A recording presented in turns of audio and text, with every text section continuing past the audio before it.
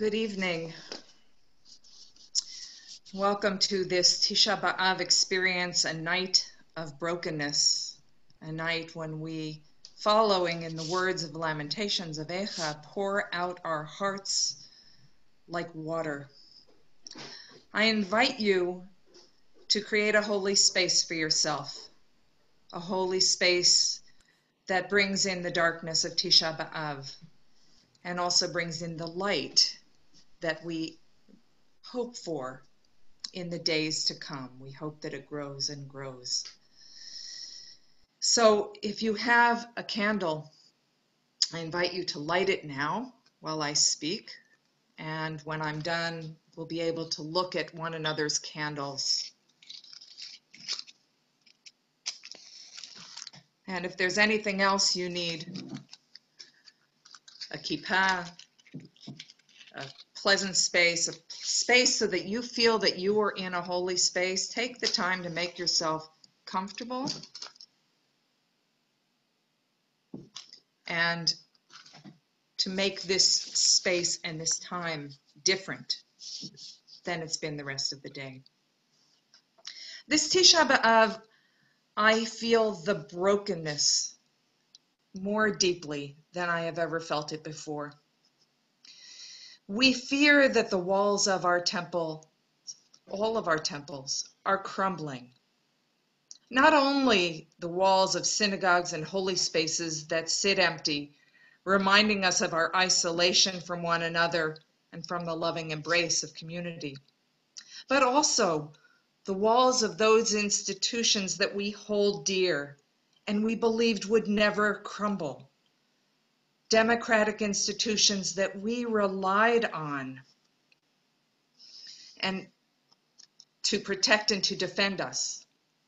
The commitment that we thought we shared with all Americans to take care of one another.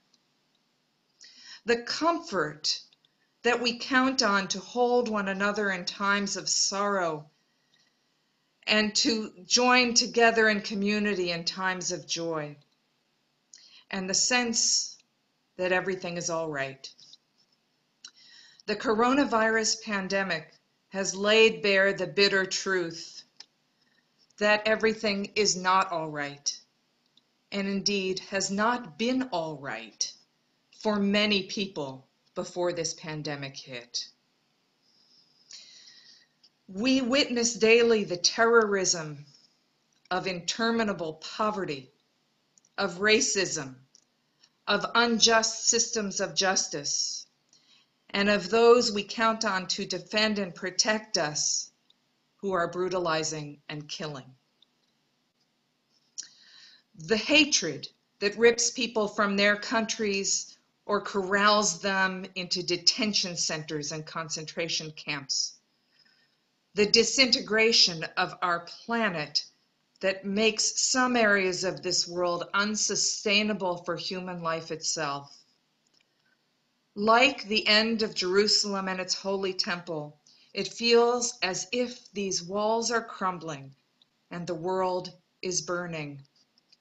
And so tonight, I invite you to enter into your own broken heart and to grieve for destruction past and present, for us, for our loved ones, and for the strangers we do not know, the grief for all of humanity.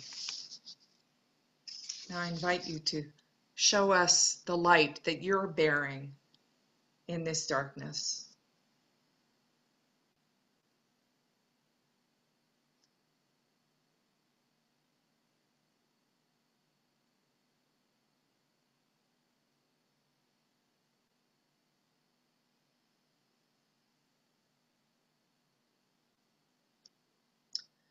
We're going to begin with a reading by Steve Snitzer of Temple Hillel B'nai Torah.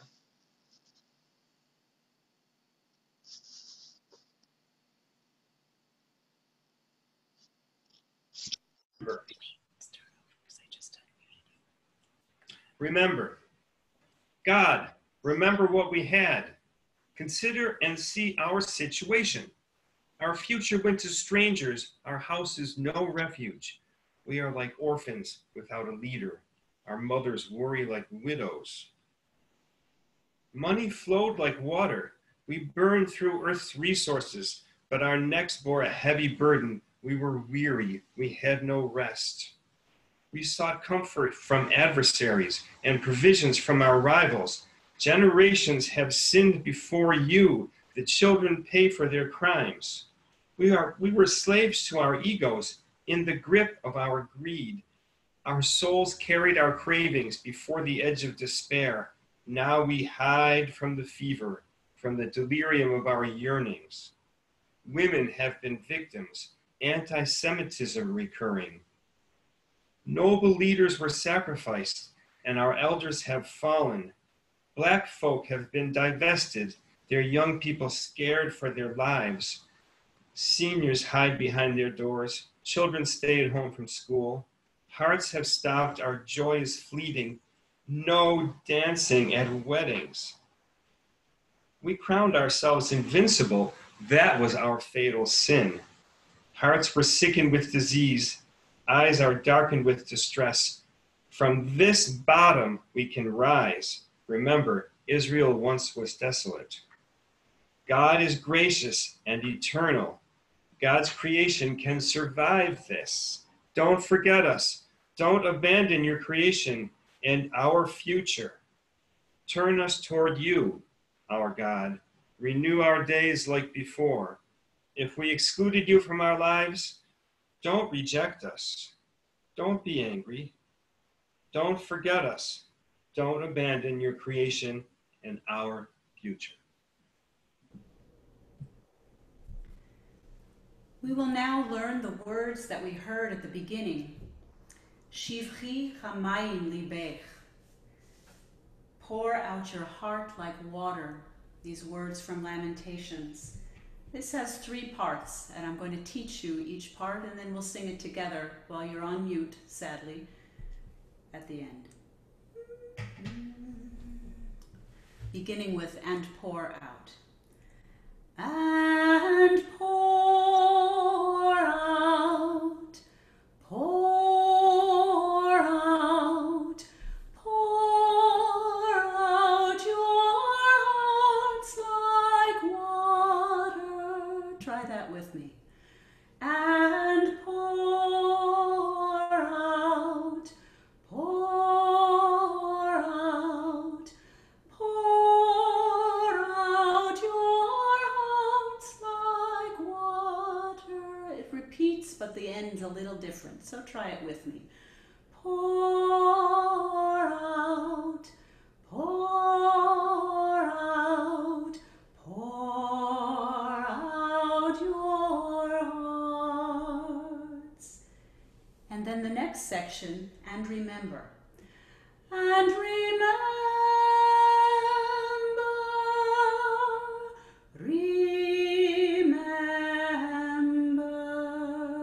Try that with me. And remember.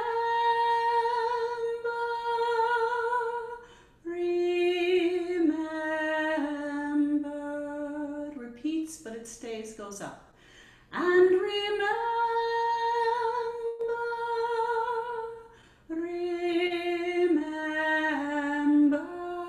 Try it. And remember.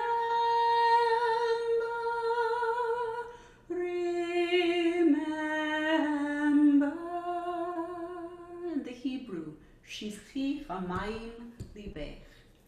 Shivchi chamayim, kamayim libech. Try that. Shivchi chamayim, kamayim libech. And then the same words, but a little different. Listen. Shivchi chamayim, kamayim libech. Try that. Shivchi chamayim,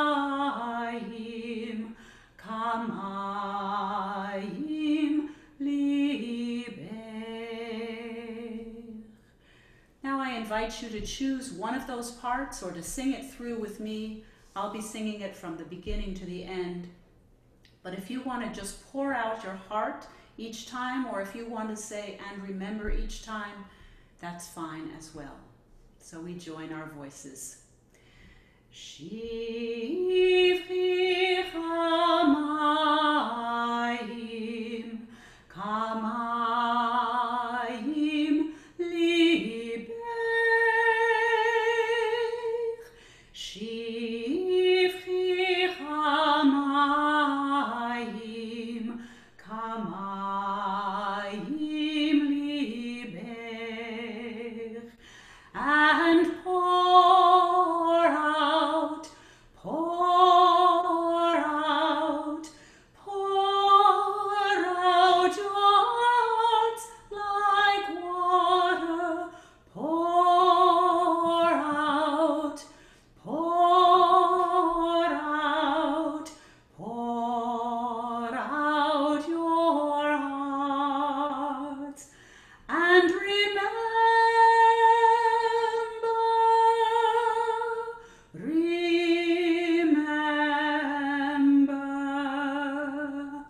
and remember.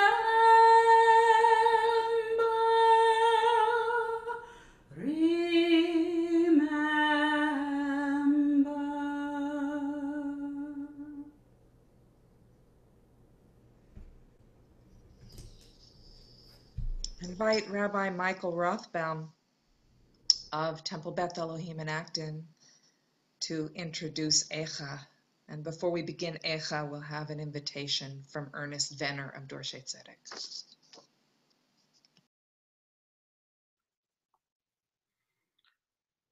Echa, the book from the Tanakh that we read on Tisha B'Av, tells us of deep suffering. And it gives us a theology of this suffering as punishment. It's a theology that some of us find hard to swallow. It does show up in our teachings in the idea of midah keneged midah, of measure for measure. For example, in Mishnah Peot, about the mitzvah of leaving the corners of our fields for the poor, we learn that people who cheat a poverty fund will themselves become poor. Similarly, judges who pervert justice, blinding the community to the truth, will eventually become blind themselves. Note what our tradition teaches make us liable for this kind of outcome: cheating the poor and perverting justice. Notice we're not taught, for instance, that someone who doesn't say live in a sukkah will be made homeless and forced to live in a sukkah, or that someone who doesn't fast on Yom Kippur will be forced to go hungry. No, these are sins of justice. Lamentations Echa teaches that it was for the sins of prophets, of priests, who shed the blood of the just. Midah keneged midah is a concept used by rabbis when there is a tear in the social fabric of a place, when the pathways of tzedek and chesed, of justice and love, break down, when we break them down. If we put corrupt justice in the world becomes corrupt. If we put cruelty in the world becomes cruel. What you put into the system affects the system. Some of us call this ecology, the network of interactions among organisms and their environments. And some of us call that network of interactions God. As we read Echa, a book of unspeakable suffering, we are in a time of unspeakable suffering and deep cruelty. We underfunded healthcare for our vulnerable citizens, and now we face a public health crisis for everyone. We've tormented our immigrant neighbors, making them terrified to go to schools and hospitals, and now here we find ourselves, all of us, locked out of schools and workplaces, threatened by invisible viruses, afraid of the danger that lurks around the corner. We've made the streets unsafe for Black and brown citizens and walled ourselves off in wealthy zip codes, and now no wall can save us from streets of rage and anguish. Is that irony? Is it coincidence? God's punishment? I'm not smart enough to know. But I know what we've put into the ecology, and I know what's coming out of it. We live now in a time of crisis, praying for release from the grip of a plague, maybe, God forbid, in a cursed world. Or maybe it just feels that way. We're humbled by the realization that no answer we give tonight or ever is equal to the enormity of that riddle. So what do we do? What do we say? We say Eicha. We say Oi. We say it over and over. Oi, Oi. But remember this. If it's true that we're walking in a cursed world, there's nothing to stop us from adding blessing. There's nothing to stop us from defying the plague and standing toe-to-toe with this inscrutable God and demanding and choosing blessing. Today, may we let our hearts feel the hurt, cry deep cries for the curse. And may we tomorrow put some love into the system, let the land heal, and open the pathways to renewal and peace. Hashivenu Adonai Elecha, V'nashuva Chadei Shameinu Kekedem. Take us back, Adonai, to you. Let us come back. Renew our days as in the past.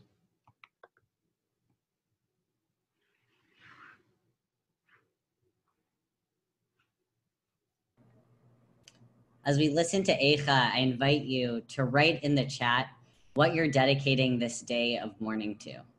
As you're moved, please share words or phrases that describe the brokenness you are mourning, whether it is structural and systemic or personal. Please share both what you are already bringing to this ritual and also share any connections to contemporary brokenness that are evoked for you from the words and translation of Eicha.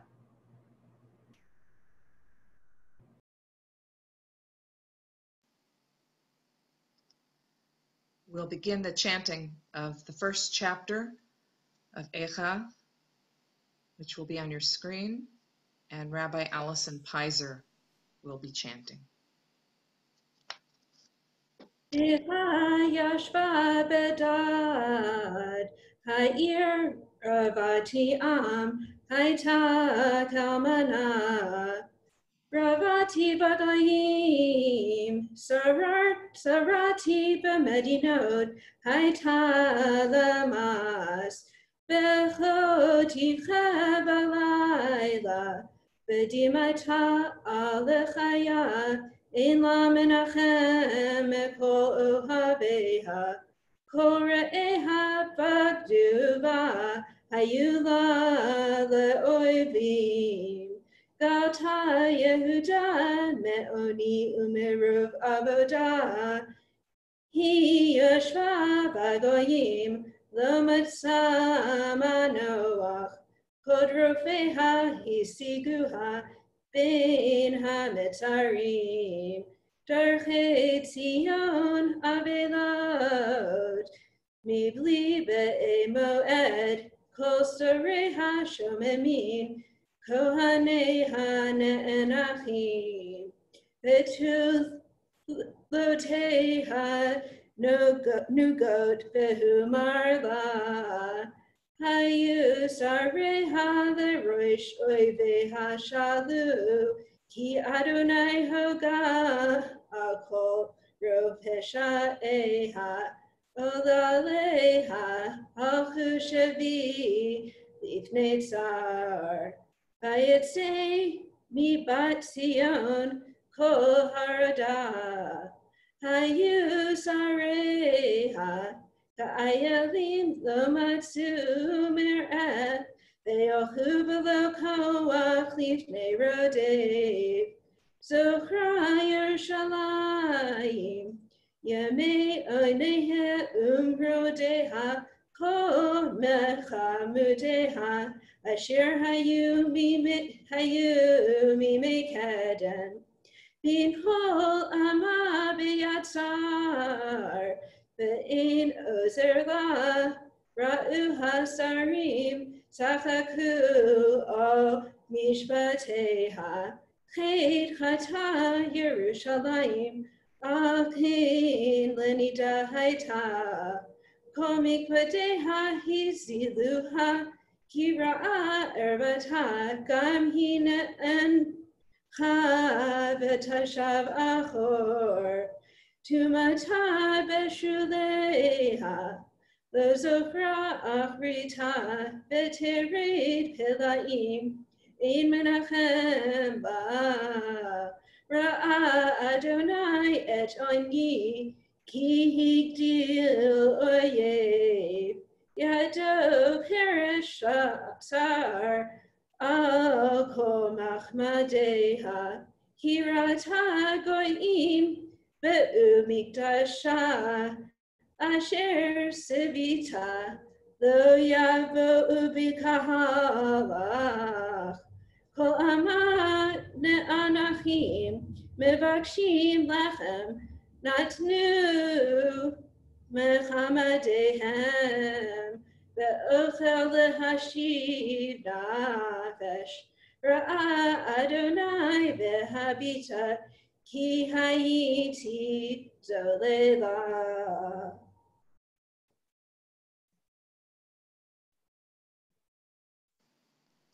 Now we'll enter chapter 3. Thank you, Allison. Ani hagevera oni b'shevet evrato oti nahag vayolach choshech ve'or ach bi yashuv yafoch yado kol hayom. I am the man who has seen affliction by the rod of God's wrath. Me God drove off, led away, darkness and no light. Just to me God comes back, turns a hand against me all day. Ila v'sari v'ori shibar atzmotai bana alai vayakav rosh utla'a b'machashakim hoshivani kemete olam. God wasted my flesh and my skin. God shattered my bones. God built up against me, encompassed me with misery and suffering. God made me dwell in darkness like those long dead. Gadar ba'adi v'lo etzeh, hichbid nechoshti,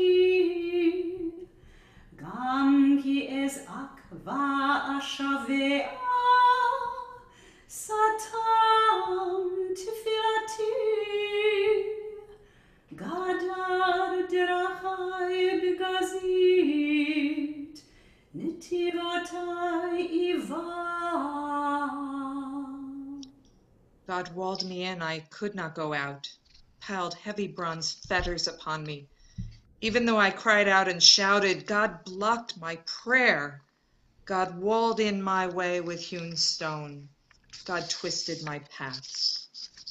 Vayagres bechatzatz shinai, hichpishani ba'efer, vatiznach mishalom nafshi, nashiti tova, va'omar avad nitzchi, v'tochalti me'adonai. God made my teeth crunch down on gravel, crushed me in the dust. My life abandoned peace. I forgot what was good. And I thought, my strength and my hope are lost before the Lord. Zechor oni umrudi la'anav varosh, zachor tizkor v'tashoach alai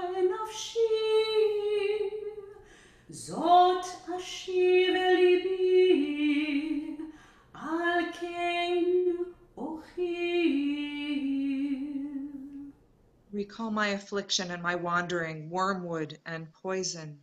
My very life does recall and bends down upon me. Thus I answer to my heart, therefore I yet hope.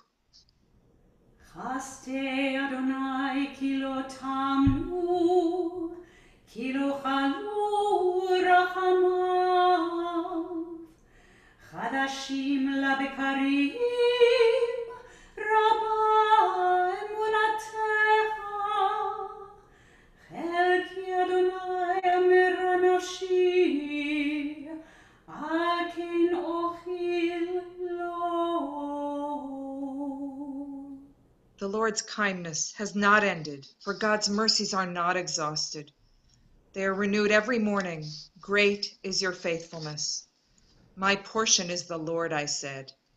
Therefore, I yet hope for God. Emma Price will be chanting passages from chapter 4. Pnei Adonai chilkam, lo yosif lehavitam. Pnei choanim lo nasau, uzkenim lo chanonu. Odenu tchilena enenu, El Ezratenu Havel, Betzipiatenu Tzipinu, El Goy Lo Yoshia. Tzadu Tzeadenu, Milechet Birchovotenu, Karav Kitzenu. Malu yameinu kiva kitzenu. Kalim hayu rodfenu minishre shamayim. El heharim dlakunu bamidbar arvulanu.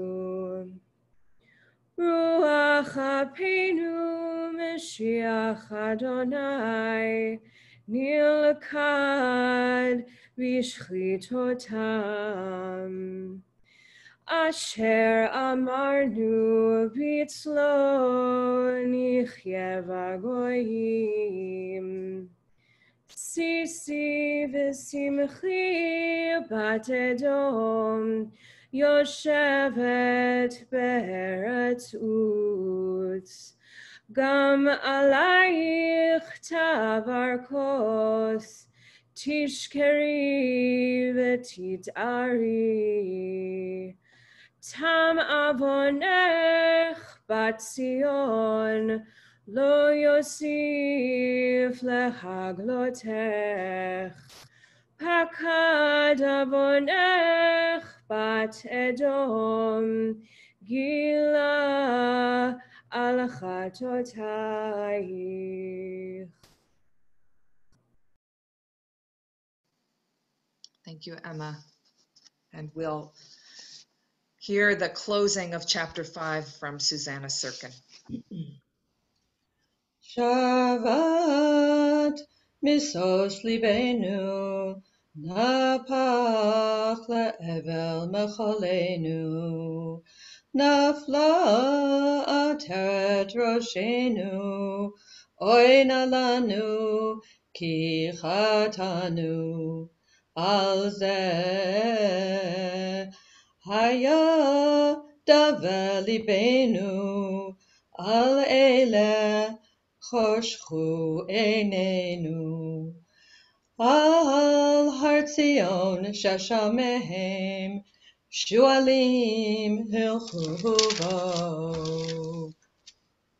Ata Adonai leolam teshev, kisacha ledor vador. Lama lanetzach tishkachenu, ta'azvenu le'orech yamim. Hashivenu Adonai elecha v'nashuva Chadesh Yameinu kekedem. Ki im ma'os mastanu ketzavta aleinu ad me'od. Hashivenu Adonai elecha v'nashuva Chadesh Yameinu kekedem.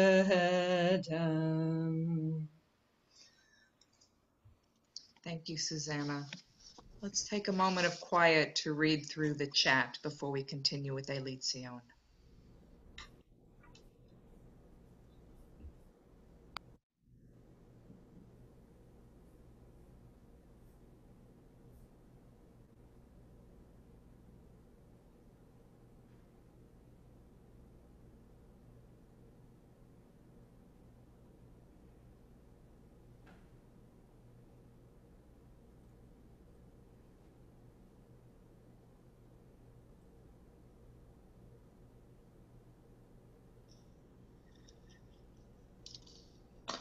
Eilit Zion is the most well-known of all the keynote, all of the lamentations that accompany this book of lamentations.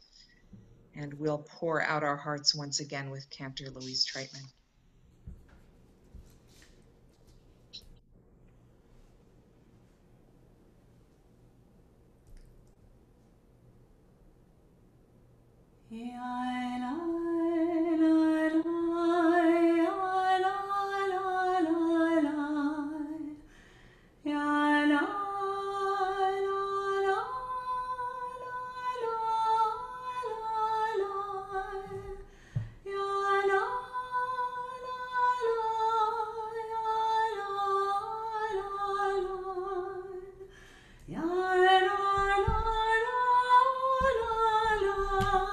La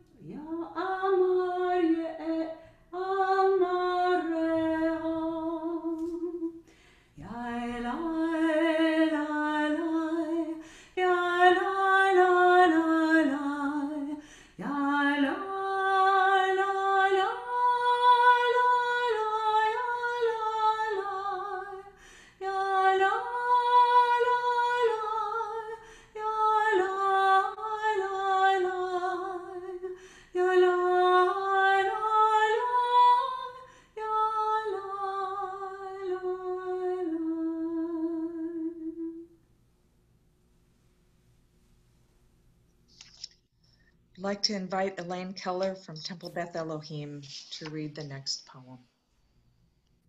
Poem for the bedridden. In times to come, when the generations look back on the great uprising of 2020 and speak of the people in the streets, the people healing wounds, cooking food, making signs, because so much will have changed by then, they will also speak our names, the ones who could not join the crowds or write the manifestos, or cook vats of soup, or deliver supplies, whose fields of action were our beds, our chairs set by the windows where we could watch you march by. They will say, these are the ones who carried the consequences of the bad old days in their bodies, who shouldered the harm in lungs that wheezed, in guts that churned, in aching muscles and crushing fatigue, whose hearts burned inside our own as the old world fell, as we marched and toppled monuments and governments, did the work of resting for the sake of the whole world. That's Aurora Levins Morales. Thank you so much, Elaine. At this point, I'm going to lead you in a guided meditation, and I invite you, if you choose, to turn off your video and sit comfortably with your eyes closed or cast downward in a way where you can feel your breath, where you can feel your head on your neck, your belly, your arms and hands. Feel how your thighs are comfortably holding you, your legs and your feet. Feel the relaxation that allows for breathing in your body.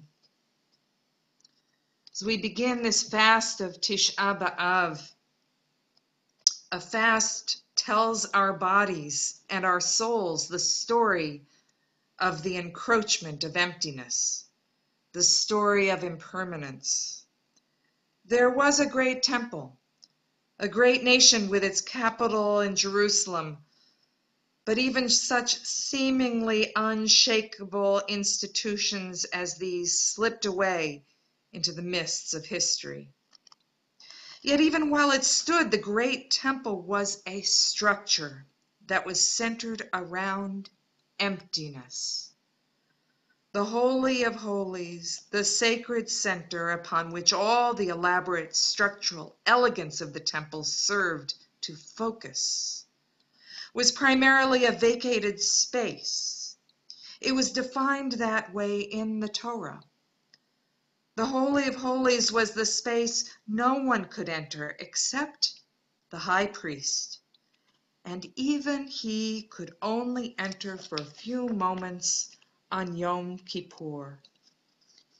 If anyone else entered this place, or if the high priest entered on any other day, the charged emptiness at the sacred center, the powerful nothingness there, would break out on him and overwhelm him, and he would die.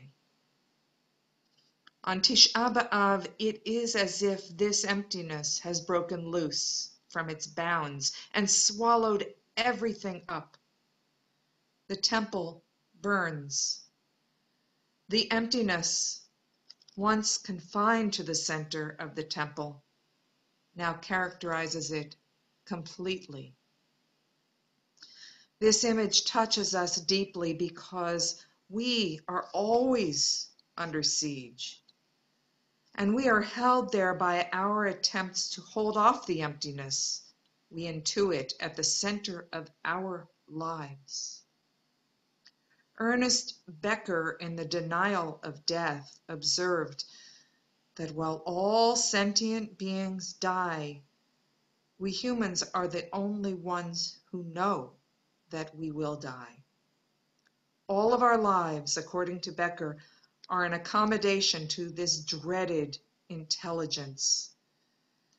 Terrified of this emptiness, seeing it as utter negation, we fill our lives with stuff. Against the ultimate negation, we strive for success. Against the hard information that we came from nothing and end there as well. Against the resulting suspicion that we might, in fact, be nothing all the while. We struggle mightily to construct an identity, but we're never quite persuaded by it. Some deep instincts keep whispering to us that it isn't real. And the walls keep falling down, and then the city finally collapses, and the identity we have been laboring so desperately to shore up collapses along with it. We spend a great deal of time and energy propping up our identity. And identity, we realize at bottom, is really a construct. So it is that we are always living at some distance from ourselves. We live in a fearful state of siege, trying to prop up an identity that keeps crumbling, that we secretly intuit to be empty. Then Tisha B'Av comes and the walls begin to crumble and then the entire city collapses. But something persists, something fundamentally nameless and empty, something that remains when all else has fallen away. Something remained when the temple was destroyed 2,000 years ago. This was perhaps the most significant turning point in Jewish history. Judaism continued without the temple, an inconceivable possibility at the time. But the truth is that if the temple had never been destroyed, the renewal Judaism needed so badly could never have taken place.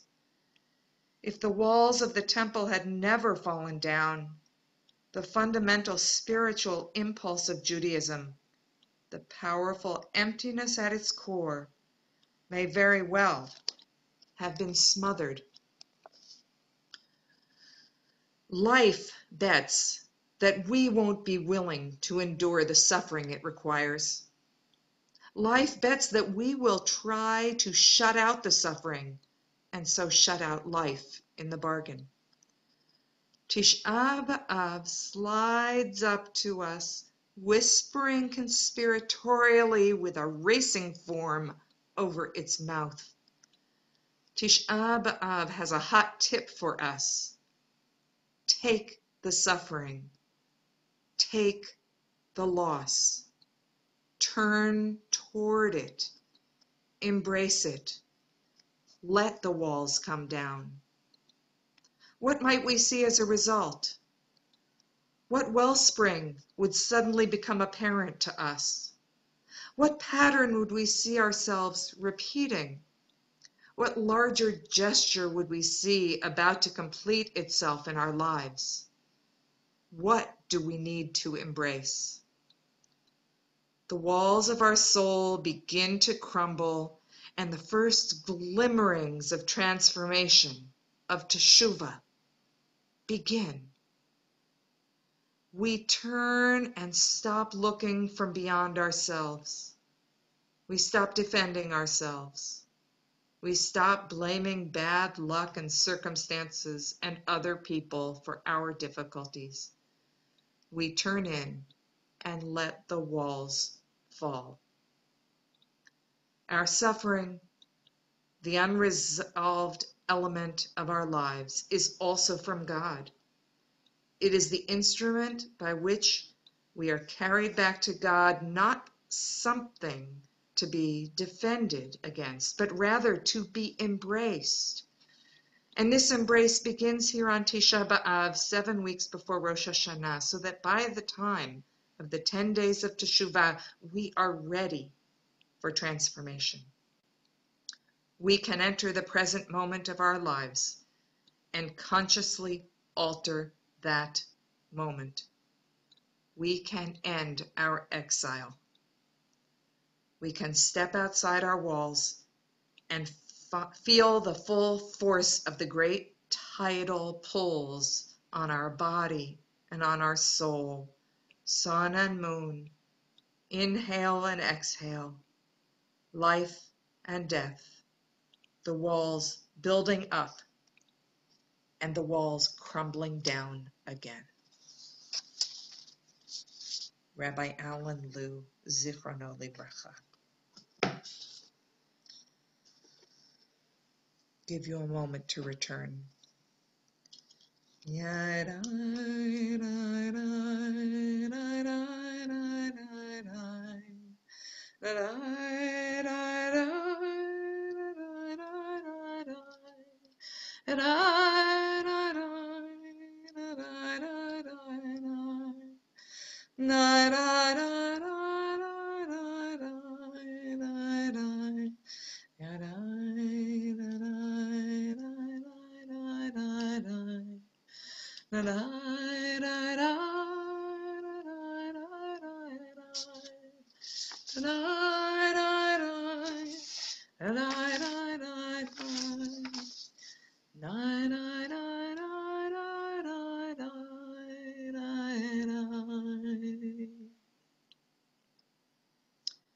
It's customary to chant Psalm 137 on Tisha B'Av, which we'll sing in a familiar English folk tune. This psalm lays bare the raw emotion, the sense that the world has come to an end, that singing and playing instruments is no longer possible. It is a psalm of sorrow that turns into a cry of rage at the depths of this dark day.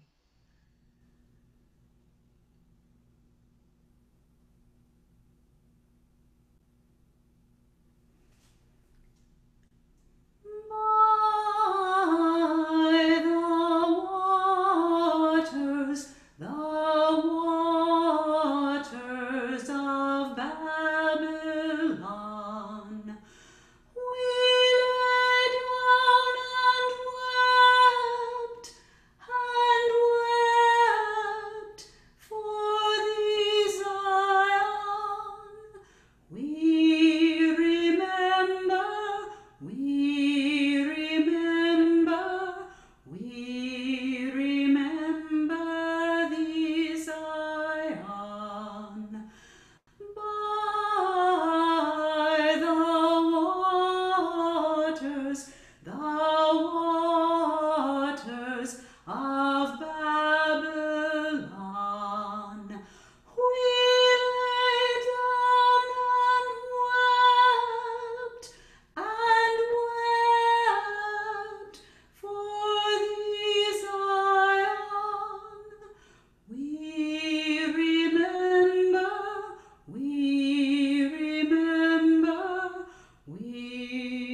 remember thee, Zion.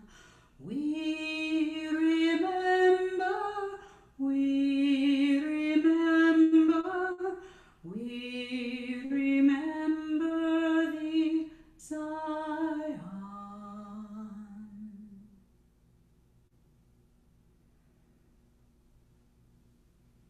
Lisa Schneier of Dorshet Tzedek will read our final poem.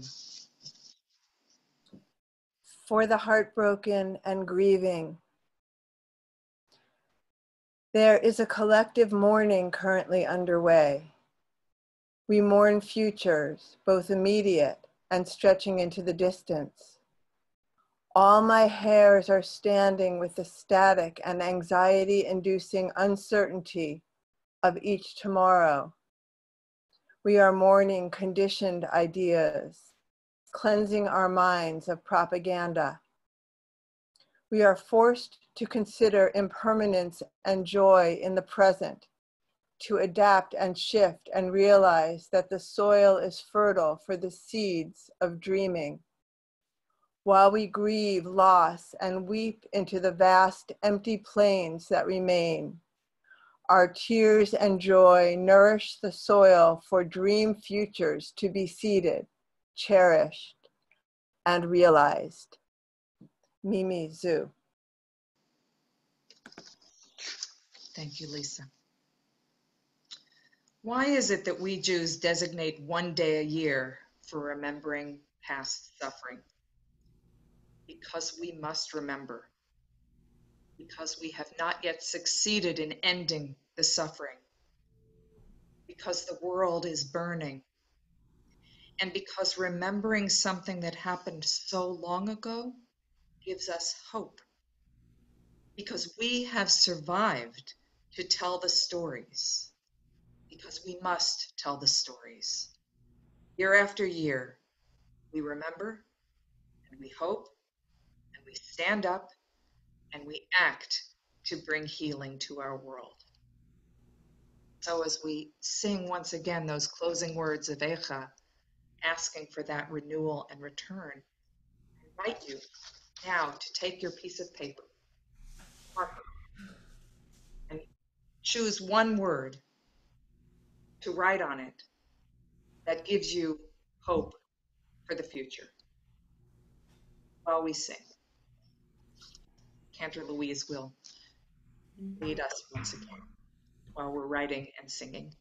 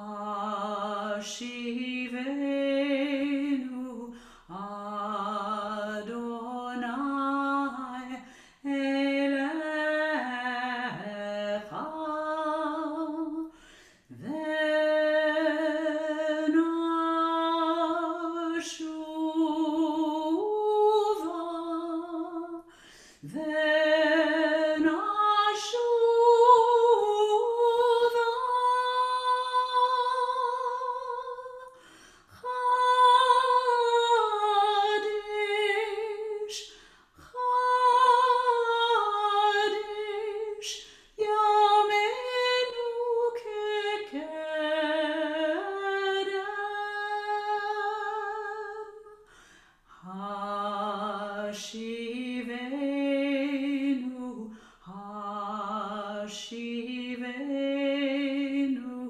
Adonai elecha v'nashuva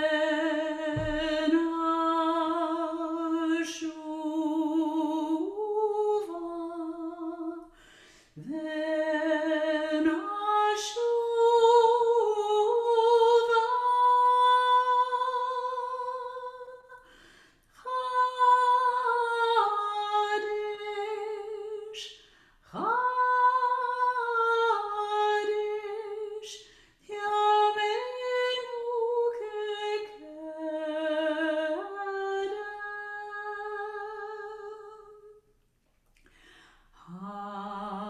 Hashivenu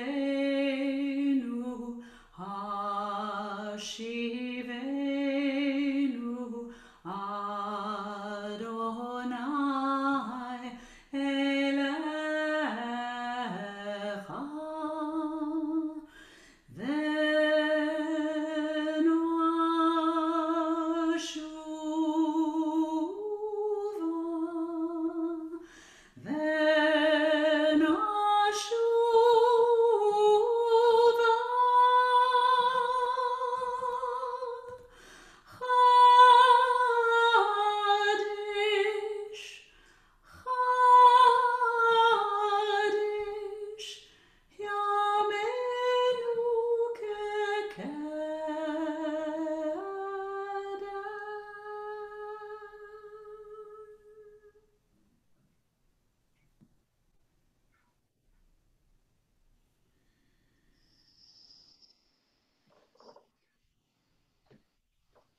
I want to close by thanking everyone who helped bring us all together, for our readers and our chanters, the Cantor Treitman, and Ernest, and Melissa doing our tech. I didn't introduce myself. I'm Rabbi Barbara Penzner of Temple Hill B'nai Torah, and I hope that you'll be able to take both the brokenness and the sorrow and all of those words of hope with you as we leave tonight in silence. Erev Tov. Tzom Kal, an easy fast for those who are fasting.